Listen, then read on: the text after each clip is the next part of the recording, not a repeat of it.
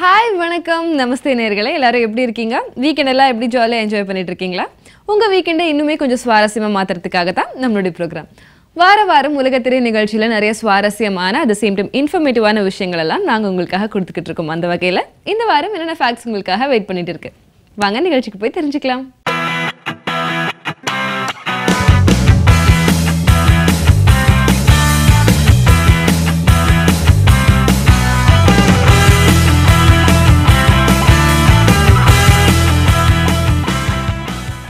Antarctica யாருமே மக்கள் வாழாத ஒரு அடர்ந்த பனிப்பிரதேசம் அப்படிங்கிறது நம்ம எல்லாத்துக்குமே நல்லா தெரியும் இப்போ ஜென்ரலாக மக்கள்லாம் வந்து இப்போ டூர் போகிறாங்க இல்லையா நிறையா பெரிய பெரிய மானுமெண்ட்ஸ் இல்லைன்னா மலை பிரதேசங்கள் இல்லைன்னா ஆறு கடல் இதெல்லாம் பார்க்கறதுக்காக போவாங்க ஆனால் இப்போது அண்டார்டிகாவுக்கும் வந்து அது எப்படி இருக்குது அப்படின்னு பார்க்கறதுக்காக டூர் போகிறாங்க அப்படிங்கிற விஷயம் வந்து இப்போ பரவலாக பேசப்பட்டுருக்கு அது வந்து இப்போ எக்ஸிக்யூட்டும் பண்ணிகிட்ருக்காங்க அண்டார்டிகாவில் மோஸ்ட்லி என்ன இருக்கும் ஒரு சில பனிக்கரடிகள் இருக்கலாம் இல்லை பென்குயின் நிறையா இருக்கும் அப்படிங்கிறதுலாம் நம்ம படிச்சிருக்கோம் பார்த்துருக்கோம் அண்டார்டிகாவில் அந்த பனி பிரதேசம் அந்த அடர்ந்த பனி அங்கே இருக்கிற அந்த தண்ணி இதெல்லாம் எப்படி இருக்கும் எவ்வளோ மெக்னிஃபிசண்டாக இருக்கும் அப்படின்னு வந்து பார்க்கறதுக்காக அந்த ஒரு த்ரில்லுக்காக அப்படின்னு சொல்லலாம் ஏன்னா நார்மலாக வந்து மக்கள் டூர் போகிற இடத்த விட ஒரு ட்ரெக்கிங் போகிறது இல்லை ஒரு ஆள் ஆரவாரம் இல்லாத ஒரு காட்டுக்கு போகிறது அப்படின்னா ஒரு த்ரில் இருக்கும் அதே மாதிரி அண்டார்டிகாலையும் வந்து என்ன ஒரு த்ரில் இருக்குது அப்படின்னு பார்க்கறதுக்காக நிறைய மக்கள் வந்து ரொம்ப ஆர்வமாக அங்கே டூர் போகிறதுக்காக இப்போ கிளம்பிட்டு இருக்காங்க அட் த சேம் டைம் யூஎஸ்ல இதுக்காக ஒரு டூர் ஏஜென்சி கூட அரேஞ்ச் பண்ணியிருக்காங்க ஸோ அண்டார்டிகா டூர் எப்படி இருக்குது அப்படிங்கிறத பற்றி இப்போ நாமளும் தெரிஞ்சுக்கலாம்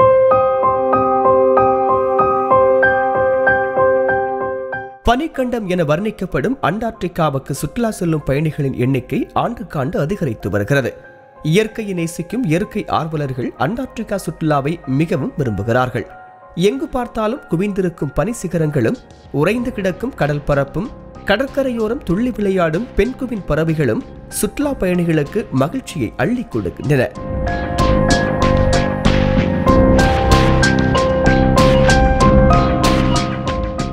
அண்டார்டிகா பிரதேசத்திற்கு பெரும்பான்மையான சுற்றுலா பயணிகள் தெற்கு அர்ஜென்டினா மற்றும் சிலி நாட்டில் இருந்து விமானம் மூலமாகவோ அல்லது கப்பல் மூலமாகவோ பயணப்பட்டு வருகிறார்கள் மேலும் சிலர் ஆஸ்திரேலியா மற்றும் நியூசிலாந்து நாடுகளில் இருந்து படகுகள் மூலமாக நீண்ட பயணம் செய்து அண்டார்டிகா கடல் பகுதியை அடைகின்றனர்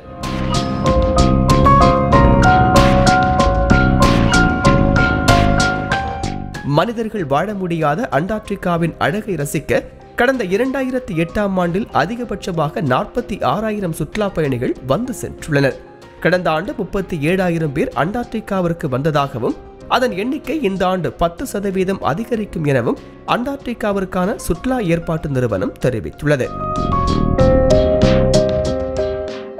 சிங்கப்பூர் எவ்வளோ பியூட்டிஃபுல்லான கண்ட்ரி எவ்வளோ நல்ல ஒரு டூரிஸ்ட் ஸ்பாட் அப்படிங்கிறது நம்ம எல்லாத்துக்கும் நல்லா தெரியும் நம்ம ஜென்ரலாக டூர் கிளம்புறது அப்படின்னாலும் மலேசியா சிங்கப்பூர் போகலாம் அந்த மாதிரி நிறைய பேர் சொல்லி நம்ம கேள்விப்பட்டிருப்போம் அந்த கண்ட்ரி வந்து அவ்வளோ ஹைடெக்கான ஃபினான்ஷியலாகவும் ரொம்ப டெவலப்பான அட் த சேம் டைம் ரொம்ப அழகான ஒரு கண்ட்ரி இந்த கண்ட்ரி வந்து ரொம்ப ஷார்ட் பீரியடில் இந்த அளவுக்கு வந்து வளர்ந்தது டெவலப் ஆனது ஃபினான்ஷியலாக இவ்வளோ ஸ்டேபிளாக இருக்கிறது இவ்வளோ பியூட்டிஃபுல்லான ஹைடெக்கான கண்ட்ரியாக இருக்கிறதுக்கு முக்கிய காரணம் அந்த நாட்டோட பிரதமர் லீ குவான் யீ இப்போ அவர் வந்து இறந்துட்டாரு அவரோட இறுதி அஞ்சலி வந்து இப்போ நடந்தது ரொம்பவே அமைதியான முறையில் அட் த சேம் டைம் அவங்களோட சிங்கப்பூர் மக்களோட வழக்கப்படி அது நடந்தது அட் த சேம் டைம் அவங்களோட அன்றாட வேலைகளை வந்து அவங்க எந்தவித காம்ப்ரமைஸும் இல்லாமல் இந்த இறுதி அஞ்சலியை அவங்க ரொம்ப நல்ல விதமாக நடத்தி முடிச்சாங்க உலக மக்கள் எல்லாருமே அவங்களுடைய அஞ்சலியை அவருக்காக செலுத்துறாங்க நாமளும் செலுத்தலாம்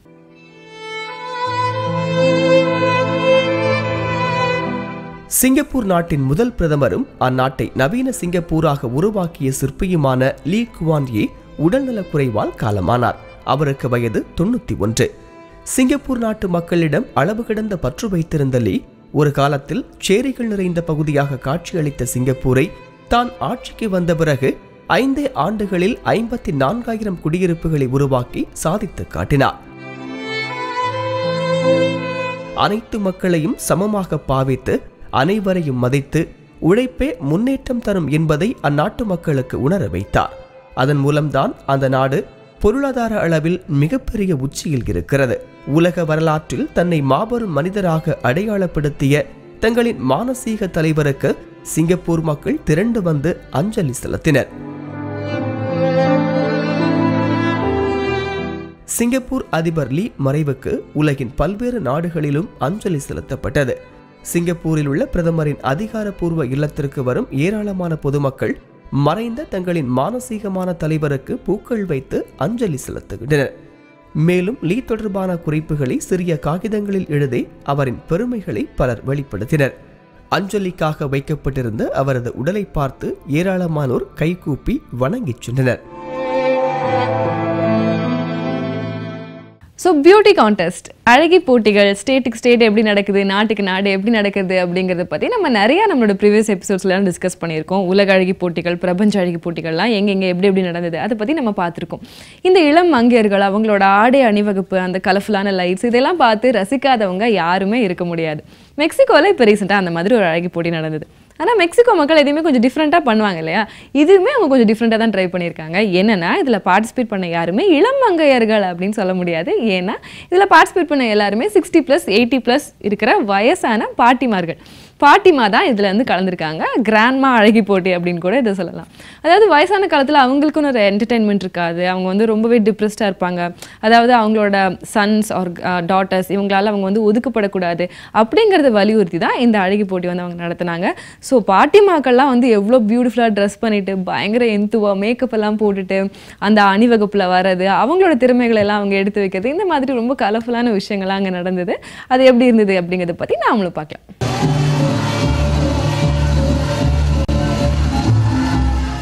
மெக்சிகோ நாட்டில் வயதான பெண்களுக்கான அழகு போட்டி நடைபெற்றது. இந்த போட்டியில் வயதான பெண்மணிகள் ஏராளமானோர் பங்கேற்றனர். பல வீடுகளில் வயதான பெண்கள் தங்கள் குழந்தைகளால் ஒதுக்கி வைக்கப்படும் சூழல் ஏற்படுகிறது. அதுபோன்ற சூழலில் வயதான பெண்கள் சிக்கிவிடக்கூடாது என்பதற்காகவும் அவர்கள் வயதான காலத்திலும் மகிழ்ச்சியாக இருக்க வேண்டும் என்பதற்காகவும் இதுபோன்ற போட்டியை நடத்தி வருவதாக அழகி போட்டி ஒருங்கிணைப்பாளர்கள் தெரிவித்தனர்.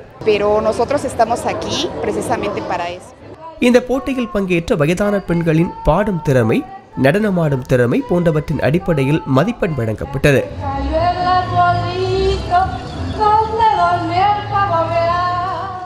மேலும் ஒவ்வொரு பெண்களும் விதவிதமான பூ அலங்காரம் கொண்ட கிரீடங்களை தலையில் அணிந்து வந்தனர். அவற்றின் அழகை பொறுத்தும் கூடுதல் மதிப்பெண்கள் வழங்கப்பட்டன. அனைத்து விதமான தகுதி போட்டிகளிலும் அதிக மதிப்பெண் பெற்ற வயதான பெண்மணி சிறந்த அழகியாக தேர்வு செய்யப்பட்டு முடிசூட்டப்பட்டார்.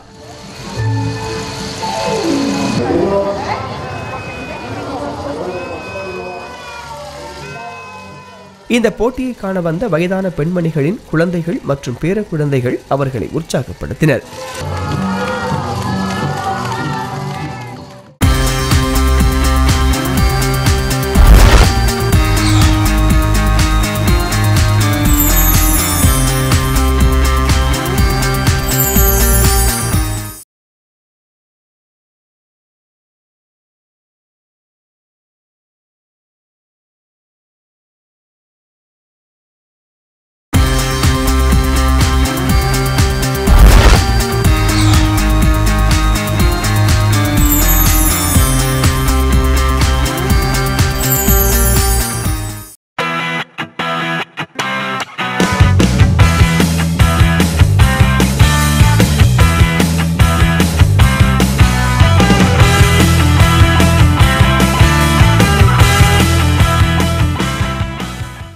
நம்ம பெரியவங்கலாம் நிறைய பேர் சொல்லி கேள்விப்பட்டிருப்போம், வீட்டை கட்டிப்பார், கல்யாணத்தை பண்ணிப்பார் அப்படின்னு சொல்லுவாங்க. கல்யாணம் பண்ணுறது எவ்வளோக்கு எவ்வளோ ஒரு டஃப்பான ஒரு ஜாபோ, அதே மாதிரி வீடு கட்டுறதுங்கிறதும் ரொம்பவே கஷ்டமான ஒரு விஷயம். ஸோ வீடு கட்டி முடிக்கிறதுக்கு அப்படிங்கிறதுக்காக இப்போ வந்து நம்ம ஊரில் நிறையா பில்டர்ஸ், கன்ஸ்ட்ரக்டர்ஸ், எக்ஸிபிஷன்ஸ் இதெல்லாமே பண்ணுவாங்க. அவங்களுக்கு வந்து ஹோம் லோன்ஸ் கொடுக்குறோம், லேண்ட் கொடுக்குறோம், இந்த மாதிரி நிறைய விஷயங்கள் இருக்குது. நம்ம நாட்டில் மட்டும் இல்லை, நிறையா கண்ட்ரியில் இருக்குது. யூகேயில் ரீசெண்டாக அந்த மாதிரி ஒரு எக்ஸ்போ ஒன்று நடந்தது. அதாவது ஃபியூச்சர் ஹோம்ஸ் அப்படின்ற பேரில் அது நடந்தது. என்னென்னா எதிர்காலத்தில் வந்து வீடுகள் வந்து எப்படி இருக்க போகுது, அதுக்கான ஒரு பிளானிங் அந்த மாதிரின்னு சொல்லலாம். அதாவது நார்மலாக ஒரு சின்ன இடம் வாங்குறதே வந்து அதுக்காகவே நம்ம கோடியாக வந்து பணத்தை கொட்டி கொடுக்க வேண்டியிருக்கும் இல்லையா. ஸோ இடம் வந்து சின்னதாக இருந்தாலும் அதில் நம்ம கட்ட போகிற வீடு வந்து ரொம்ப ஹைடெக்காக நிறைய ஃபீச்சர்ஸோட, அதுக்குள்ளேயே வந்து எவ்வளோ நல்லா வசதியோட வீடு கட்டலாம் அப்படிங்கிற மாதிரி நிறைய ஐடியாஸ் ரொம்ப புதுவிதமாக வந்து இந்த ஃபியூச்சர் ஹோம்ஸ் அமைஞ்சிருந்தது. நிறைய மக்கள் வந்து பார்த்து ரொம்ப யூஸ்ஃபுல்லாகவும் அவங்களுக்கு இருந்தது அப்படிங்கிறது தான் இதோட சக்ஸஸ்ஃபுல்லான ஒரு விஷயம். ஸோ எப்படி இருந்தது, வீடுகள்லாம் சின்ன இடத்துல எப்படி பியூட்டிஃபுல்லாக அவங்களால கட்ட முடியும், அதில் என்னென்ன அட்வான்ஸ் ஃபீச்சர்ஸ் எல்லாம் அவங்க ஹைலைட் பண்ணியிருந்தாங்க அப்படிங்கறத பத்தி இப்ப பார்க்கலாம். எதிர்கால பொருளாதார சிக்கனத்தை கருத்தில் கொண்டு இங்கிலாந்து நாட்டில் குறைந்த செலவில் உயர்தர வீடுகளை கட்டும் தொழில்நுட்பம் அறிமுகமாகி உள்ளது. புதிய ரக எதிர்கால வீடுகளை பிரபலப்படுத்தும் வகையில் லண்டன் நகரில் வீடுகளின் கண்காட்சி ஒன்று நடைபெற்று வருகிறது.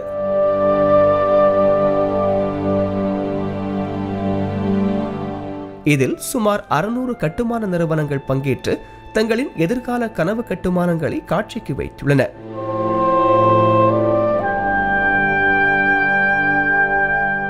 எதிர்காலத்தில் இட நெருக்கடி அதிகரித்துவிடும் என்பதால் குறைந்த இடத்தை பயன்படுத்தி வீடுகள் கட்டும் திட்டத்தை சில நிறுவனங்கள் அறிமுகம் செய்துள்ளன. மேலும் வீடுகள் கட்டுவதை கனவாகவே எண்ணி வரும் மக்களின் ஆசையை நிறைவேற்றும் வகையில் குறைந்த செலவிலான வீடுகளையும் சில நிறுவனங்கள் அறிமுகம் செய்துள்ளன.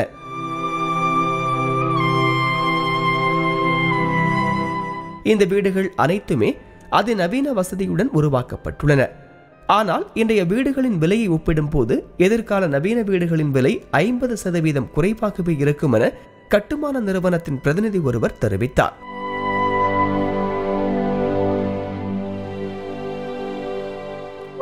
இந்த வீடுகள் நிச்சயம் இங்கிலாந்து மக்களை கவரும் என கட்டுமான நிறுவனங்கள் நம்புகின்றன.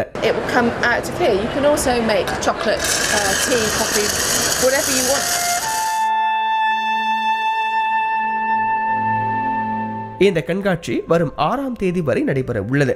இதை காண சுமார் 5 லட்சம் பார்வையாளர்கள் வருவார்கள் என கண்காட்சி ஒருங்கிணைப்பாளர்கள் நம்புகின்றனர். விபத்துகள் நம்மளால தடுக்கவே முடியாத ஒரு விஷயமா இப்போ மாறிட்டு இருக்கு அப்படிங்கிறது ரொம்பவே கஷ்டமான ஒரு செய்தி தான். போன வருஷம் நிறைய விமான விபத்துகள் நடந்தது. இந்த வருஷம் அந்த மாதிரி எதுவும் நடக்கக்கூடாது அப்படின்னு நம்ம நினச்சிட்டு இருக்கும்போதே ஃப்ரான்ஸில் ரீசெண்டாக ஒரு flight accident, France to Spain போயிட்டு இருந்த ஒரு ஃப்ளைட் வந்து ஆல்ப்ஸ் மலைப்பகுதியில் மோதி விபத்துக்குள்ளே இருக்குது. இதில் ரொம்பவே சோகமான விஷயம் என்ன அப்படின்னா இந்த விமான விபத்தில் யாருமே பிழைக்கல. பட் விபத்துக்கு அப்புறமா அதில் ஒரு பிளாக் பாக்ஸ் இருக்கும் இல்லையா, எல்லா ஒரு ஃப்ளைட்லையுமே வந்து கருப்பு பெட்டி இருக்கும். அதை எடுத்து ரீசர்ச் பண்ணதில் அதில் எல்லா விஷயங்களுமே வந்து பதிவாயிருக்கும். ஸோ அதை வந்து ரீசர்ச் பண்ணதில் அவங்களுக்கு கிடைச்ச விஷயம் என்னென்னா ஒரு ஷாக்கிங்கான ஒரு செய்தி தெரிய வந்திருக்கு. என்னென்னா இந்த விமானத்தில் இருந்து துணை விமானி தான் வந்து இந்த ஒரு ஆக்சிடென்ட் வந்து பிளான் பண்ணியிருக்காரு அப்படின்னு. பட் எது எப்படியோ இதில் வந்து 150 பேர் வந்து உயிரிழந்திருக்காங்க. அது ரொம்பவே சோகமான ஒரு விஷயம். அதை பற்றின ஒரு தொகுப்பை இப்போ பார்க்கலாம்.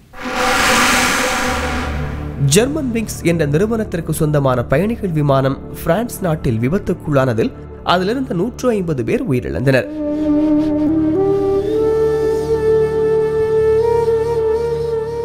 பிரான்ஸ் நாட்டின் டசல்ட்ராப் விமான நிலையத்தில் இருந்து 142 பயணிகள், விமான ஊழியர்கள் 8 பேருடன் ஸ்பெயின் நாட்டின் பார்சிலோனா நகருக்கு அந்த விமானம் புறப்பட்டது.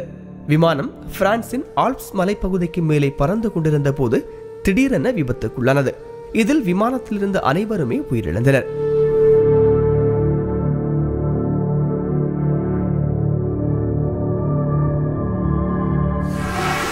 உடனடியாக அங்கு சென்ற மீட்பு குழுவினர் மீட்பு பணிகளில் ஈடுபட்டனர்.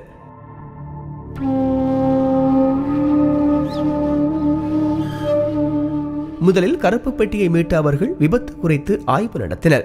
அதில் துணை விமானியை திட்டமிட்டு விமானத்தை மலையில் மோதச் செய்ததாக அதிர்ச்சிகரமான தகவல் வெளியாகியுள்ளது.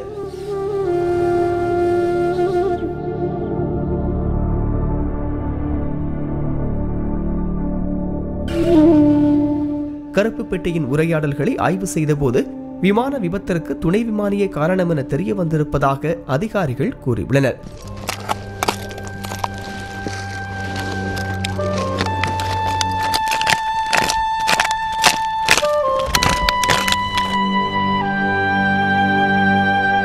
விமானியின் அறையில் இருந்து தலைமை விமானியை திட்டமிட்டு வெளியேற்றி துணை விமானி அந்த விமானத்தை மலையில் மோதச் செய்திருப்பதாக அதிகாரிகள் தெரிவித்துள்ளனர். சி அண்ட் சி ஷோரில் இருக்கிற மக்கள் அதிகமாக பார்க்குற ஒரு விஷயம் என்னென்னா, கடல்லேருந்து திமிங்கலம் ஒன்று கரை ஒதுங்கிருச்சு, ஆமை, சுறா இதெல்லாம் வந்து கரை ஒதுங்கிருச்சு அப்படின்னு அவங்க பார்த்துருப்பாங்க. யுஎஸ் கலிஃபோர்னியா மாகாணத்தில் இப்போது ஒரு கடற்பகுதியில் வந்து சி லைன் நிறையா வந்து கரை ஒதுங்க ஆரம்பிச்சுட்டு இருக்கு. இதுக்கு வந்து போதிய உணவு இல்லாததுனாலையும் இது வந்து கரை ஒதுங்கிருச்சுன்னா இறந்துரும் அப்படிங்கிறதுனாலையும் நிறைய விலங்கியல் ஆர்வலர்கள் எல்லாம் வந்து இதை எடுத்து ஒரு இடத்துல வச்சு நல்லா பராமரிச்சுட்டு இருக்காங்க. பட் நிறைய சி லைன் வந்து இந்த மாதிரி வரதுனால அவங்களாலேயே அதை வந்து மேனேஜ் பண்ண முடியல. பட் ஸ்டில் அவங்களால எவ்வளோ முடியுமோ அவங்க வந்து அதுக்காக டைம் ஸ்பெண்ட் பண்ணி அதுக்காக நிறைய ஃபண்ட்ஸும் கலெக்ட் பண்ணி இதுக்காக அந்த உணவு அதெல்லாம் கொடுத்து அதை ரொம்ப நல்லா பராமரிச்சுட்டு இருக்காங்க. இவங்கள மாதிரி மக்கள்லாம் இருக்கிறதுனால தான் மழையும் பெய்யுது அப்படின்னு நினைக்கிறேன். அதை பற்றின ஒரு தொகுப்பை இப்போ பார்க்கலாம். அமெரிக்காவின் கலிபோர்னியா மாகாணத்தின் கடற்பகுதியில் வாழும் ஏராளமான கடல் சிங்கங்கள் போதிய உணவின்றி கரை ஒதுங்கி வருகின்றன.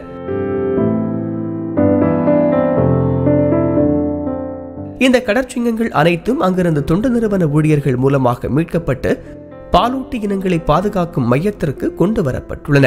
அங்கு அவற்றுக்கு போதுமான உணவு வழங்கப்படுகிறது.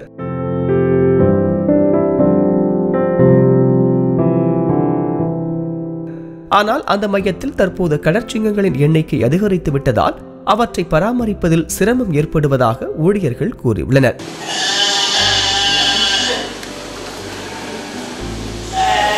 இரண்டாயிரத்தி 13ஆம் ஆண்டு குறைந்த அளவிலான கடற்சிங்கங்கள் கரை ஒதுங்கியதாகவும், ஆனால் தற்போது கரை ஒதுங்கிய சிங்கங்களின் எண்ணிக்கை 3 மடங்கு அதிகரித்து விட்டதாகவும் அவர்கள் கூறியுள்ளனர்.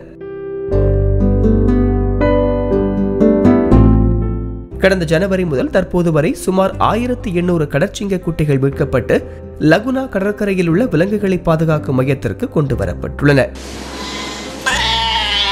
போதிய உணவு இல்லாத காரணத்தால் அவை அனைத்துமே எடை குறைந்து காணப்படுவதாக தொண்டு நிறுவன ஊழியர்கள் கூறியுள்ளனர்.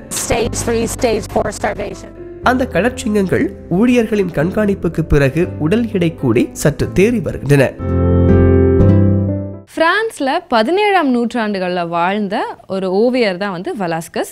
இவரோட ஓவியங்கள்லாம் வந்து உலக லெவலில் ரொம்ப ரொம்ப பிரபலம். அதாவது கிங் பிலிப் 4ஓட அரசவை ஓவியராக இவர் இருந்தார் அப்படிங்கிறது தான் ரொம்பவே இம்பார்ட்டண்ட்டான விஷயம். இவரோட ஓவியங்கள்லாம் வந்து இப்போ ஒரு புதுப்பிக்கிற விஷயமாகவும் இது அழிஞ்சு போயிடக்கூடாது அப்படிங்கிறதுக்காகவும் வந்து பிரான்ஸோட பாரிஸில் ஒரு பெரிய ஓவிய கண்காட்சி வந்து அரேஞ்ச் பண்ணியிருக்காங்க. இதில் வெலாஸ்கஸோட ஓவியங்கள் தான் எல்லாமே வந்து எக்ஸிபிட் பண்ணியிருக்காங்க.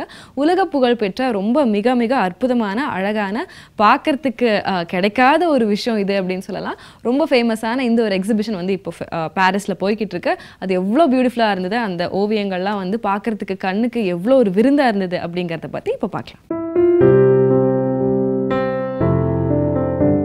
ஸ்பெயின் நாட்டின் புகழ்பெற்ற ஓவியராக விளங்கிய வெலாஸ்கஸ் வரைந்த ஓவியங்களின் கண்காட்சி தற்போது பாரிஸில் நடைபெற்று வருகிறது. 17ஆம் நூற்றாண்டு காலகட்டத்தில் மிகப்பெரிய ஓவியராக விளங்கிய வெலாஸ்கஸ் பிரெஞ்சு மன்னர் பிலிப்பின் அரசவையின் முதன்மை ஓவியராக பணியாற்றினார். உருவப்படங்களை வரைவதில் கைதேர்ந்த வெலாஸ்கஸ் அரச குடும்பத்தினர், ஐரோப்பியாவின் முக்கிய பிரமுகர்கள் முதல் சாதாரண பாமர மக்களையும் ஓவியமாக தீட்டினார்.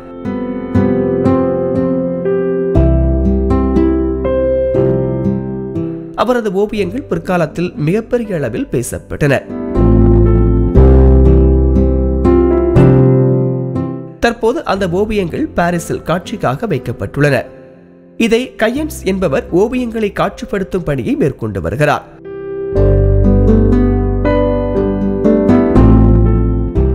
அவரது ஓவியங்கள் நூற்றாண்டுகளை கடந்து இன்றும் வாழ்ந்து வருவதாகவும் அவரது பெயர் வரலாற்றிலிருந்து எப்போதுமே மறையாது என்றும் கையன்ஸ் கூறியுள்ளார்.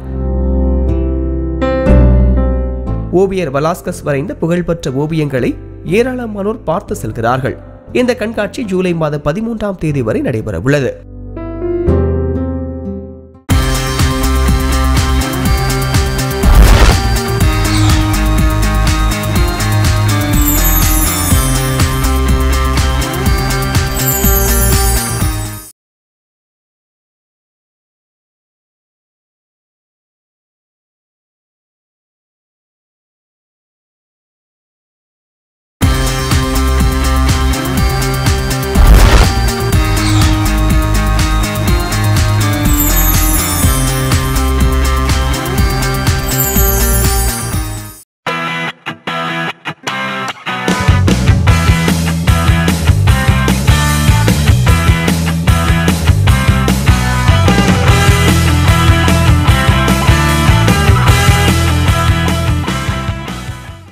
சைனாவுடைய வசந்த விழா, அதை வந்து மக்கள் எப்படி வரவேற்றாங்க, அது எவ்வளோ பிரம்மாண்டமான முறையில் நடந்தது அப்படிங்கிறத பற்றி நம்மளோட ப்ரீவியஸ் எபிசோட்ஸில் டிஸ்கஸ் பண்ணியிருக்கோம். மெக்சிகோவோட வசந்த விழா, அதோட இனிஷியல் செலிப்ரேஷன்ஸ் எல்லாம் இப்போ போயிட்டுருக்கு. மெக்சிகோவில் வந்து இம்பார்ட்டண்ட்டாக பார்த்தீங்கன்னா டியோட்டிஹுகன் அப்படிங்கிற ஒரு ஏரியாவில் வந்து நிறைய பிரமிட்ஸ் எல்லாம் இருக்குது. ஸோ மக்கள் வந்து அந்த பர்டிகுலர் இடத்துக்கு போய் தான் வந்து அவங்களோட பாரம்பரிய முறைப்படி நடனங்கள் அதெல்லாம் ஆடி வசந்த விழாவோட இந்த இனிஷியல் செலிப்ரேஷனை வந்து கலந்துக்குவாங்க. அந்த வசந்தத்தை வந்து வரவேற்பாங்க. அது எவ்வளோ பியூட்டிஃபுல்லாக நடந்தது, எவ்வளோ கலர்ஃபுல்லாக நடந்தது அப்படிங்கிறத பற்றி இப்போ பார்க்கலாம். மெக்சிகோவில் வசந்த விழாவை வரவேற்கும் விதமாக பாரம்பரியமிக்க டியோட்டிஹுகன் என்ற பிரமிடுகள் நிறைந்த இடத்திற்கு சுற்றுலா பயணிகள் ஏராளமானோர் குவிந்துள்ளனர். மெக்சிகோ நகரத்தில் இருந்து 48 கிலோமீட்டர் தொலைவில் ஹியூக்கன் என்ற இடம் அமைந்துள்ளது. அங்கு ஏராளமான பழங்கால பிரமிடுகள் அமைந்துள்ளன. ஆண்டுதோறும் வசந்த விழாவின் போது இங்கு வரும் மக்கள் ஆஸ்டெக் என்ற பாரம்பரிய நடனமாடி வசந்த விழாவை வரவேற்பார்கள்.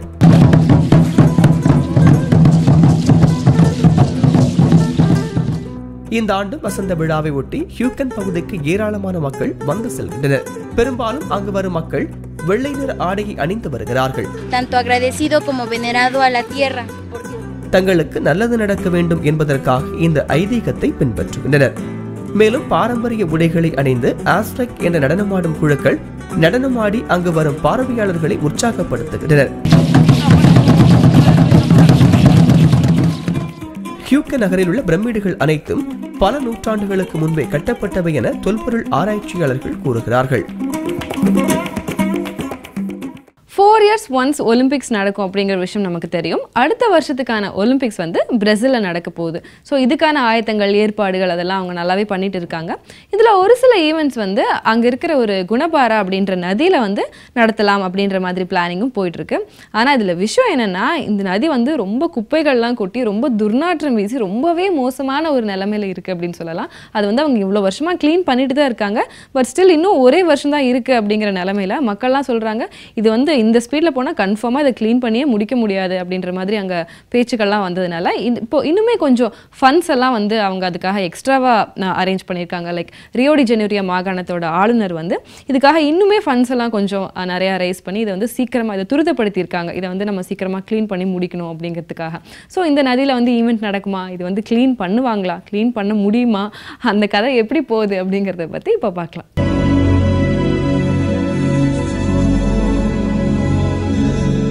பிரேசில் நாட்டின் ரியோ டி ஜெனீரோ நகரில் உள்ள நதிகளை சுத்தப்படுத்த அம்மாகாண ஆளுநர் கூடுதல் நிதி ஒதுக்கீடு செய்துள்ளார். பிரேசில் நாட்டில் அடுத்த ஆண்டு ஒலிம்பிக் போட்டிகள் நடைபெற உள்ளன. இதற்கான ஏற்பாடுகள் மற்றும் கட்டுமான பணிகள் முழுவீச்சில் நடைபெற்று வருகின்றன. இந்நிலையில் அந்நகரின் பிரதான நதியாக கருதப்படும் குணபாரா நதி மாசு அடைந்து துர்நாற்றம் வீசி வருகிறது.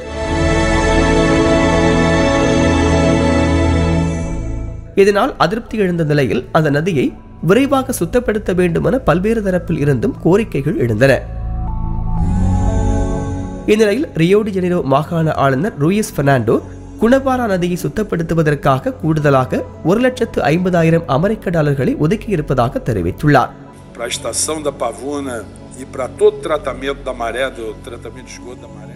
ஏற்கனவே இந்த நதியை சுத்தப்படுத்த பல ஆயிரம் கோடி டாலர் செலவிடப்பட்டுள்ள நிலையில் இதுவரை எந்தவித முன்னேற்றமும் ஏற்படவில்லை. இந்நிலையில் நதி முழுவதும் கழிவுப் பொருட்களும் மாசுகளும் படிந்து கிடப்பதால் குறிப்பிட்ட கெடுவிற்குள் அதை சுத்தப்படுத்த முடியுமா என்ற சந்தேகமும் எழுந்துள்ளது. ஒரு சில அரபு நாடுகளில் உள்நாட்டு கலவரங்கள்லாம் ஜாஸ்தி, உள்நாட்டு போர் நடக்குது அப்படிங்கிறத பற்றி நம்ம கேள்விப்பட்டிருப்போம். இப்போ இந்த கலாச்சாரம் வந்து ஏமன் கண்ட்ரிலையும் வந்து தொடங்கிருச்சு.